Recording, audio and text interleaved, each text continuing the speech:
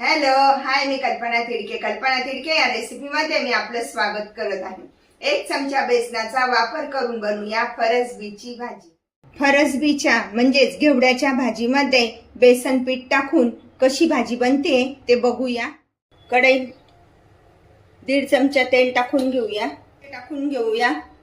अर्धा चमचा, छोटा अर्धा चमचा मोहरी, पाव चमचा जिरे,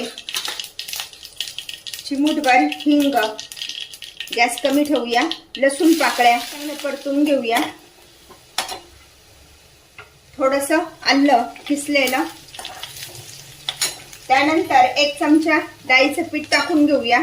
तेलामध्ये छान भाजून घ्यायचं.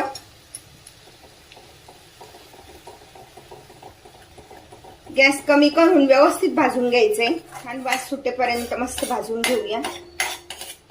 आज आपण फरसबीमध्ये बेसनाचा वापर करून बनवणार आहोत फरसबीची भाजी.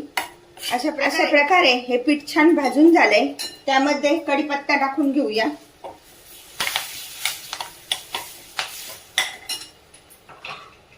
बारीक चिरलेला कांदा व्यवस्थित गुलाबी रंगावर परतून घेऊया.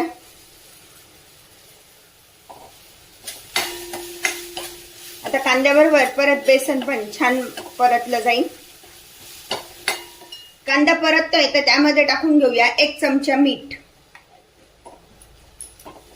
अशा प्रकारे कांदा परतून झालाय तर त्यामध्ये टाकून घेऊया अर्धा टोमॅटो.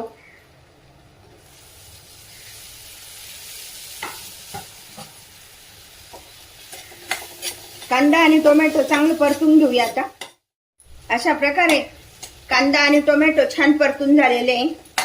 आपल्याला खूप मसाल्यांचा वापर नाही करायचा आहे. पाव चमचा टाकूया जिरे पावडर, पाव चमचा हळद, 1 चमचा लाल तिखट.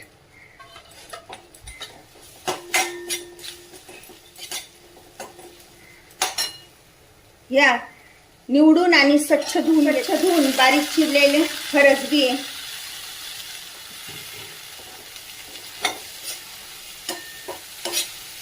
छान आता परतून घेऊया सगळं साहित्य. प्रकारे ह्या शेंगा छान अशा परतून घ्यायच्या आहे. 2 मिनिटं छान परतून घेऊया. मिनिटं झाले. छान अशा शेंगा परतल्या गेल्या आहे. त्यामध्ये टाकून घेऊया. साईडला गरम पाणी ठेवलंय तर आपल्याला लागेल त्या प्रमाणानुसार पाणी टाकून घेऊया त्यामध्ये. आणि छान शेंगा शिजू देऊया. छान अशा हिरव्यागार शेंगा आहे. आता 2 मिनिटं छान शिजू देऊया. 5 मिनिटं झाले. भाजी शिजली की नाही बघूया. थोडं मधून मधून तशी बघत राहायची भाजी. आज आपण शेंगदाण्याचा कूट न टाकता बेसनाचा वापर करून बनवलेली ही फरसबीची भाजी आहे. आपल्याला पाहिजे असेल तर रसा धरायचा, नाहीतर नाही धरला तरी चालतो. अशा प्रकारे ही भाजी चेक करायची. भाजी शिजली आहे छान. त्यामध्ये सगळ्यात शेवट टाकायची थोडीशी धने पावडर, अर्धा चमचा.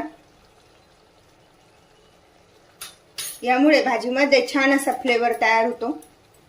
साहित्य व्यवस्थित एकत्र करून घेऊया. त्यामध्ये टाकून घेऊया बारीक चिरलेली कोथिंबीर. अशा प्रकारे ही 1 चमचा बेसनाचा वापर करून बनवलेली फरसबीची भाजी खाण्यासाठी तयार. अशी भाजी आपण भाकरी पोळी सोबत खाऊ शकतो. गॅस बंद करूया आणि या भाजीचा भाकरी पोळी सोबत आस्वाद घेऊया. अशा प्रकारे 1 चमचा बेसनाचा वापर करून बनवा फरसबीची भाजी. अशा प्रकारची भाजी तुम्ही पण बनवा आणि मला मात्र कळवा कशी झाली आहे ते. लाईक अँड सबस्क्राईब करायला विसरू नका. पुन्हा आपण भेटू या नवीन रेसिपीसह. थँक्यू.